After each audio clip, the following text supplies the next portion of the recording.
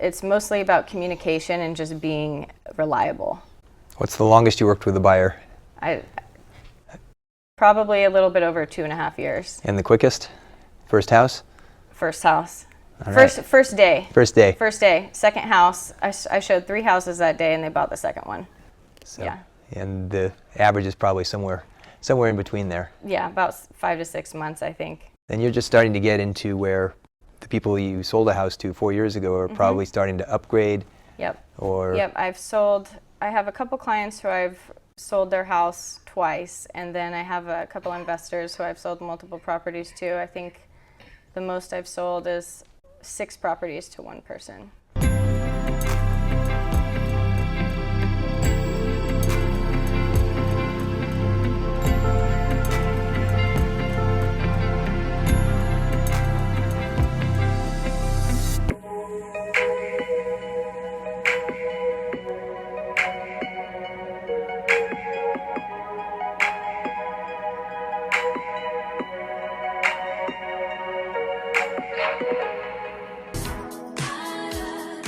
Welcome to the BTS Presents show. I'm Brian Schulman, I'm the producer. We're currently doing segments on Santa Cruz County and Silicon Valley real estate behind the scenes. Thanks for watching.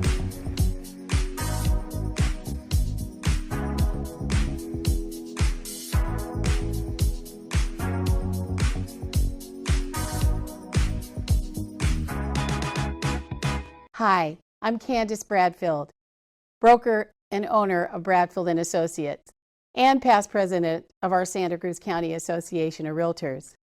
I want to thank you for joining BTS Present. welcome back to another episode of BTS Presents Santa Cruz County and Silicon Valley Real Estate Behind the Scenes. This episode we're going to meet one of the new generation of realtors in the county, Natalia Lockwood from David Lyng Real Estate. Thank you for joining us. Thank you. Thanks for having me.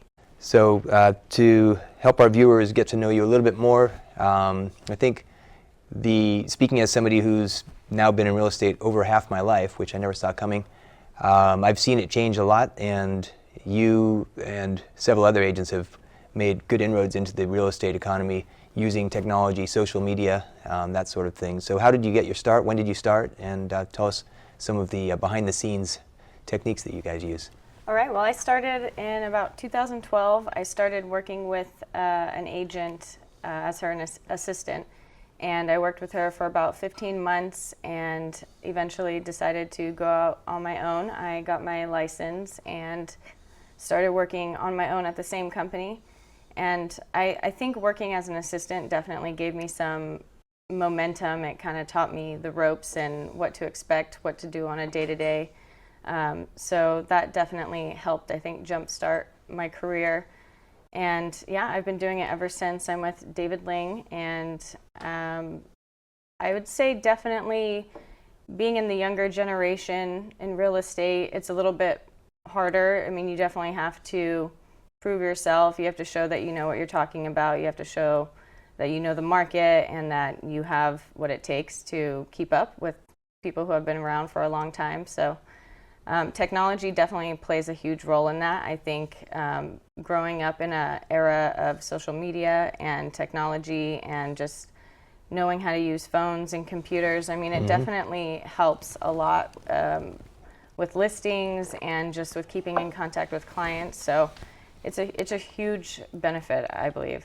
So going back to the 15 months of, let's call it boot camp, because that's about, we'll keep a transaction coordinator, they'll get licensed, they get better and better, and you start behind the desk and you find yourself out in the field at your first septic inspection, you meet the well people. I mean, it's nice to hear that you come up through that culture, because right now there's a lot of these, they call them virtual brokerages, and it concerns me a little bit, because in a world where you've got the Zillows and the Trulias, there are still septic tanks, there are still boundary lines, there are still disclosures that have to happen, and I worry about some of the younger generation that doesn't necessarily respect the culture or the gravity of what they're dealing with. What were the big learns that you had in being an assistant? Well, I definitely think communication is one of the biggest things. I studied communication in college, and that was my major, and I think it plays a huge role in just being reliable in this market. I mean, most of the time today, people just have a hard time just staying in contact with people. I mean, I hear it very often that my agent just never called me back. I would have used them again. They just never called me back, or I didn't remember their name or whatever. So definitely knowing what the new trends are, knowing what people are using today when it comes to marketing, when it comes to social media.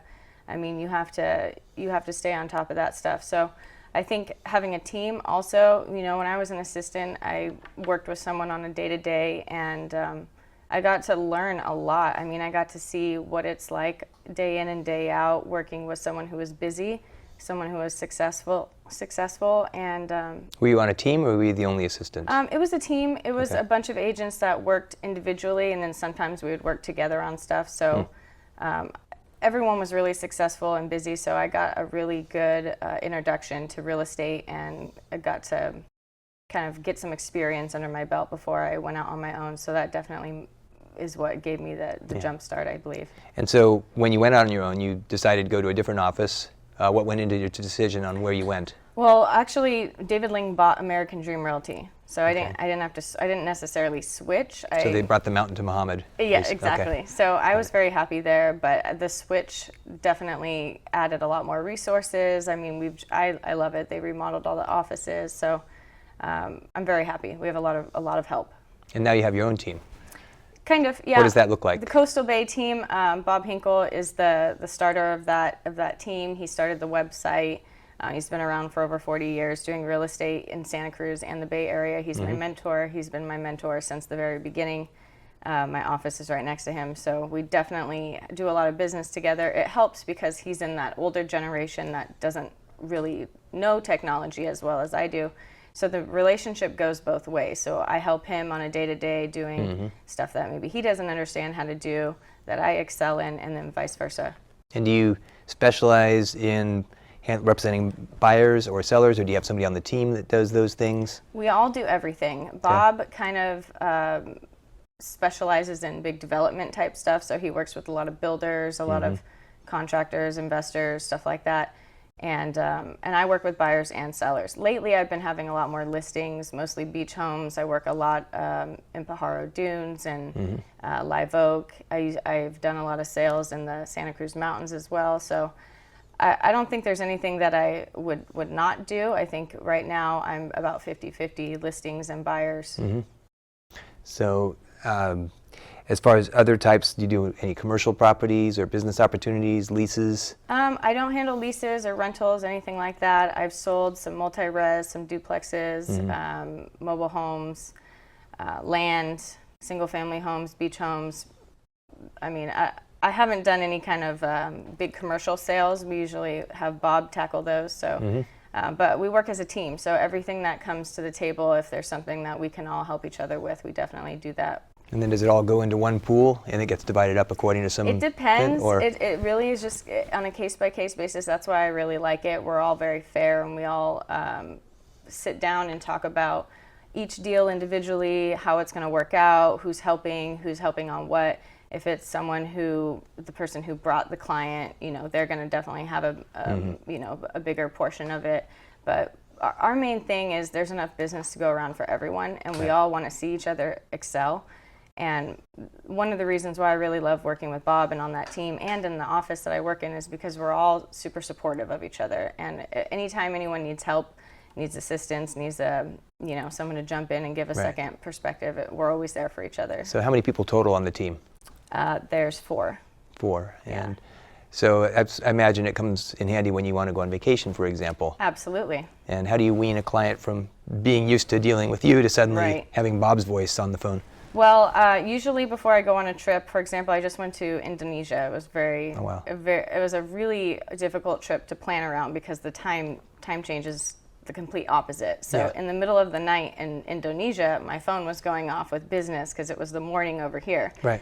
So before I left, I made sure to get all my clients in contact with, my partners and let them know that I'll be out of town. I let people know way ahead of time before I take off and disappear. But part of being a millennial and being, in my generation is I think it's a blessing and a curse, the technology, because although I know what I'm doing with the technology, it's really hard to disconnect. So being Right. on vacation, being in Indonesia in the middle of the night, my phone's going off. I have a really hard time not answering it. So Well, that was hard. And in relationships, explaining to your partner, this is how it is. Right.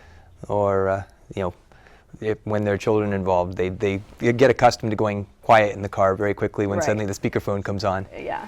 So Yeah, people they take a hint. And my husband luckily understands the business, and he's been around long enough to know how it works. But it's definitely something to have to balance. Is he in a related line of work, or? He does construction and design Okay. and teaches martial arts, so he has a lot of different avenues. But I think all three of those figure into real estate at some point in a transaction. they do, yeah.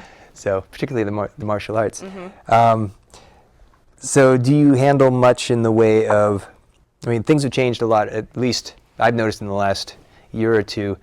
Clients of mine got sick of watching flippers come in and make $100,000, and so they say, well, why don't we fix this place up? Do you know anybody? And so you build this network. So I imagine Right. if you've got a designer, a contractor in the family, how much of that do you do versus just basically taking a listing on cold and putting it on the next week? Do you see some lead time in preparation? What are you handling? Well, when it comes to, it depends on the house. So some houses I'll call my husband and say, hey, there's a couple jobs that this house needs. If I need you to get in there really quick and do a little bit of sprucing up. And he returns your call, which is hard to get a contractor to do these days, right? It is. Okay. It is. Yeah, exactly. But I have a handful of people who I've worked with in the past who, if one person can't do it, I usually go to them. But if the client has someone in particular they want to use, I try and give them some control of it too. But usually I can tell if they're kind of not experienced in that way and a little bit stressed out. I like to take on as much as I can for them, just so they can be less stressed. But yeah, some of the houses need some preparation. Some of them, depending on the condition, if it's considered a fixer, we would just put it on like that and advertise it as such. And with all the changes with the market, there's really, it just depends on the property. I have a couple investors that I work with who have been having a hard time getting into something earlier this year just because things were going for so high. So even the fixers were, flying off the shelf. But now things are slowing down. The market has softened a little bit, and we're seeing things change a little bit in Santa Cruz. So it's interesting. So between your team, what's optimum? How many buyers ideally would you be handling at the same time? Listings at the same time. Do you have a prime number that you look for? Well, it varies all the time, but my average is anywhere from 1 to 2 sales a month. So it just depends. Earlier this year, things were a little bit busier for me. Now I feel like I have just a bunch of listings, and not all of them have sold yet, but the market is definitely showing a change, a shift. But I would say anywhere from I usually sell between 1 and 2 a month. Okay. So as far as buyers, there's some people that I've worked with for off and on for a couple of years, and some people who I meet and 3 months later they buy a house. So it just depends on the season and what I have going on at that time. Yeah, definitely. I think we have seen a shift in the market. I ran a study a couple weeks ago, and I think 2 million plus properties. There were 95 active listings. I think there were only 5 in escrow. So that's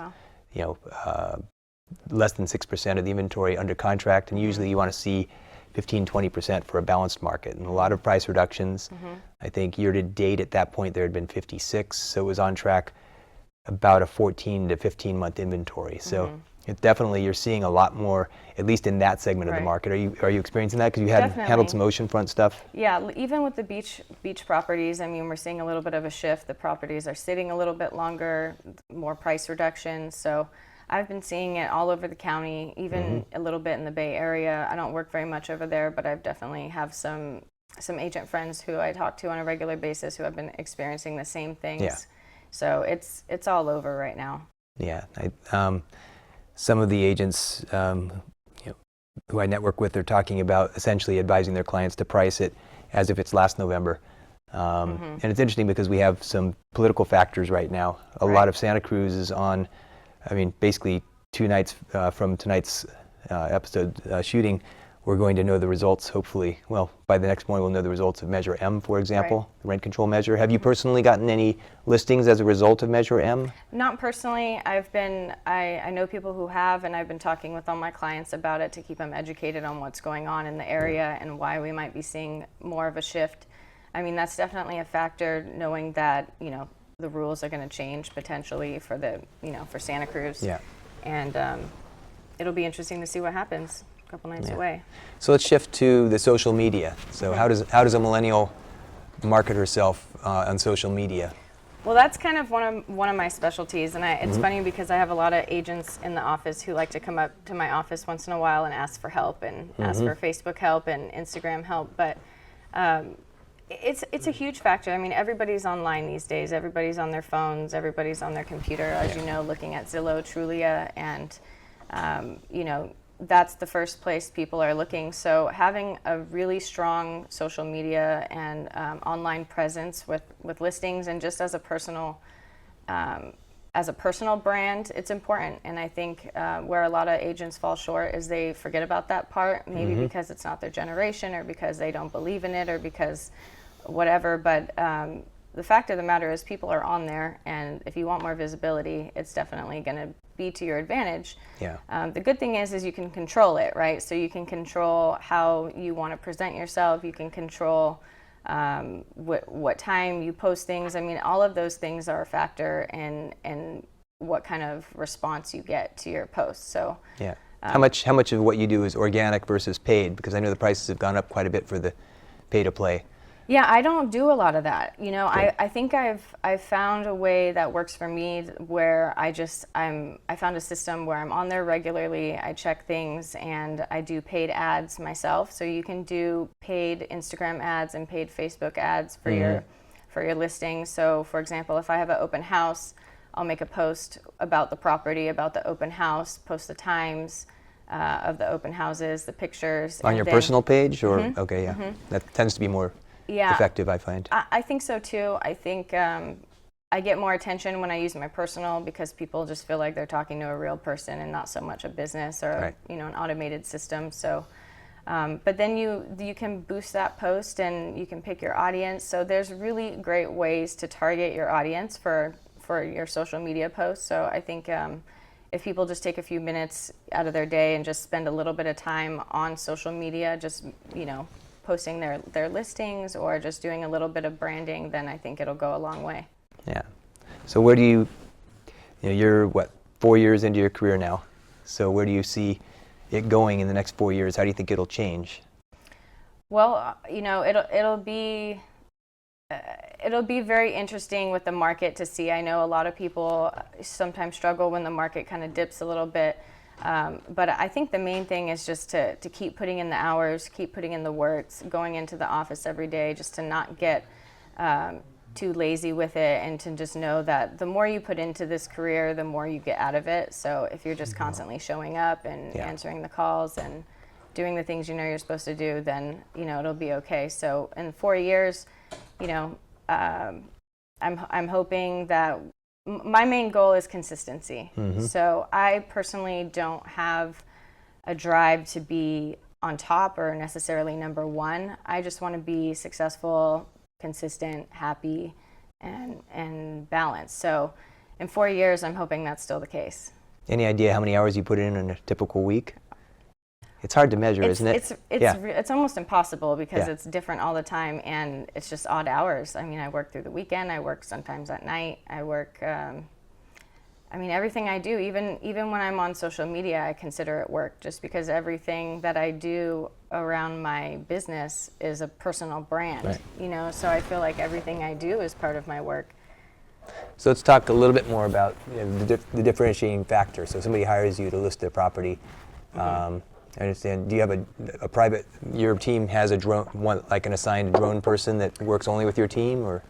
Our company has a team that they use for marketing. I've outsourced. I go to another team that kind of does a full package. I made really good friends with them after I used them for one shoot, and I really liked their work and their professionalism. They are like a one-stop shop. So they have the drone, the photos, they even do a twilight or a sunrise shot. So they Nice. get there early or late at night and they catch the sunset, which on these beach properties can be a really great feature, especially if you're talking like cover magazine. If you're not happy, they'll come back. Absolutely. Because Absolutely. it kills me. Some of these providers, they just think, well. No, they're really good about it. Sometimes they'll even call me if they stayed late at the shoot and they said, I'm going to have to come back tomorrow. I didn't really get what I wanted. So they're really good about making sure their work is done right. I mean, it's their reputation. They're really well known. So they also create a website, so a URL. So if it's 123mainstreet.com, then you can go to that website, see all the photos, see the drone video. They even create a floor plan for you, a 3D scan. They do a 3D scan of the property, so you can walk through the property from your computer. So having all those features is really great because, like I said, everyone, as you know, is looking on the computer every day to look at properties. So It's the number one way. I'm seeing it, but are you seeing increase of people just coming to the open houses because they're sick of seeing things online? They want to see what they really look like?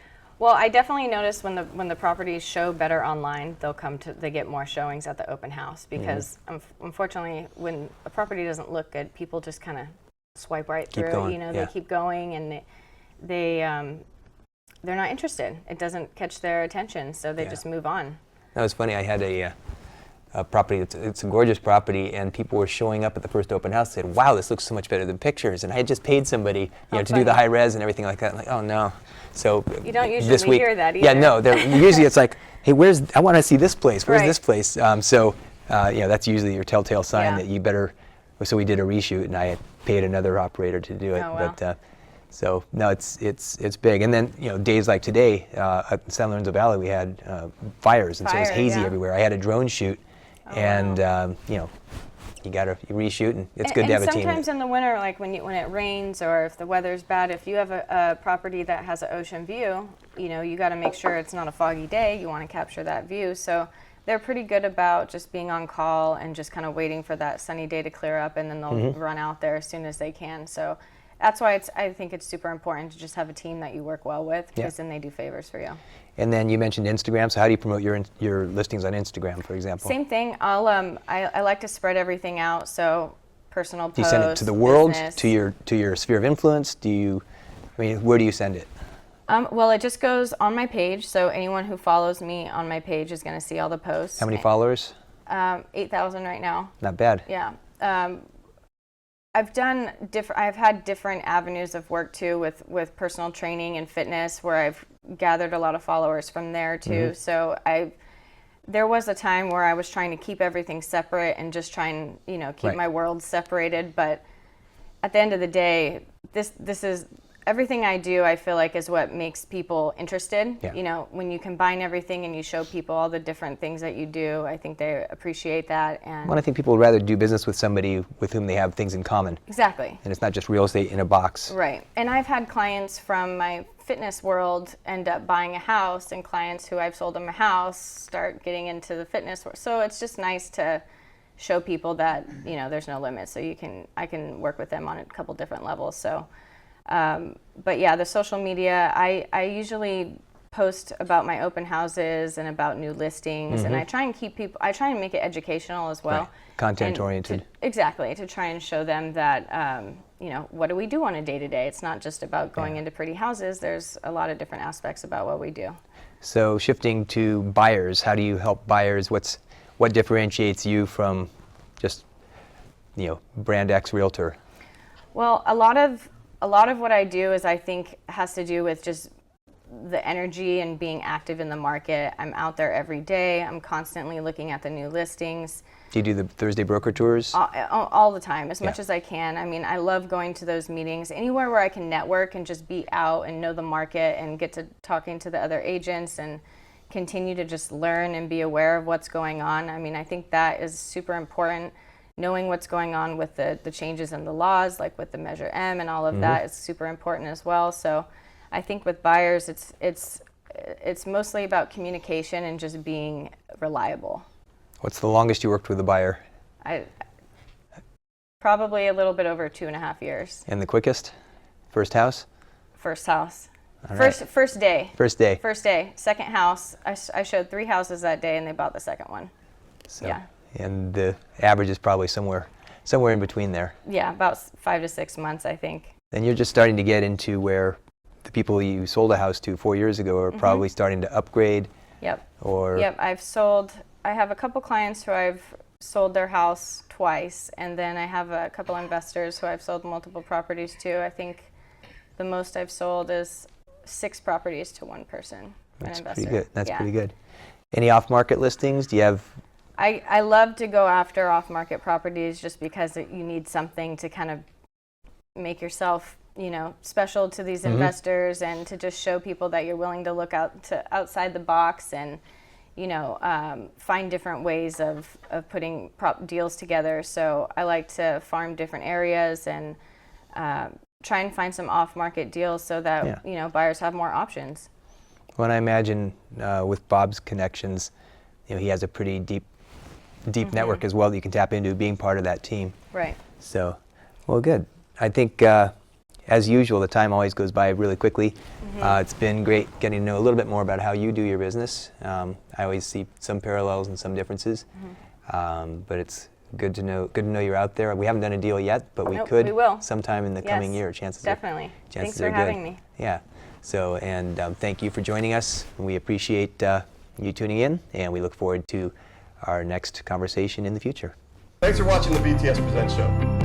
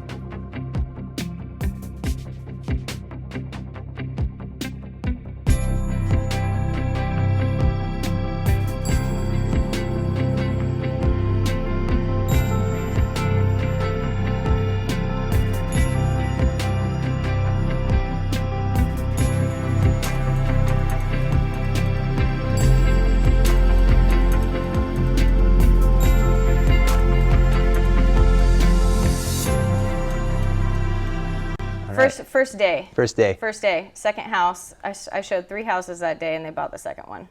So, Yeah. And the average is probably somewhere in between there. Yeah, about 5 to 6 months, I think. And you're just starting to get into where the people you sold a house to 4 years ago are probably starting to upgrade. Yep. Or Yep. I have a couple clients who I've sold their house twice, and then I have a couple investors who I've sold multiple properties to. I think the most I've sold is 6 properties to one person.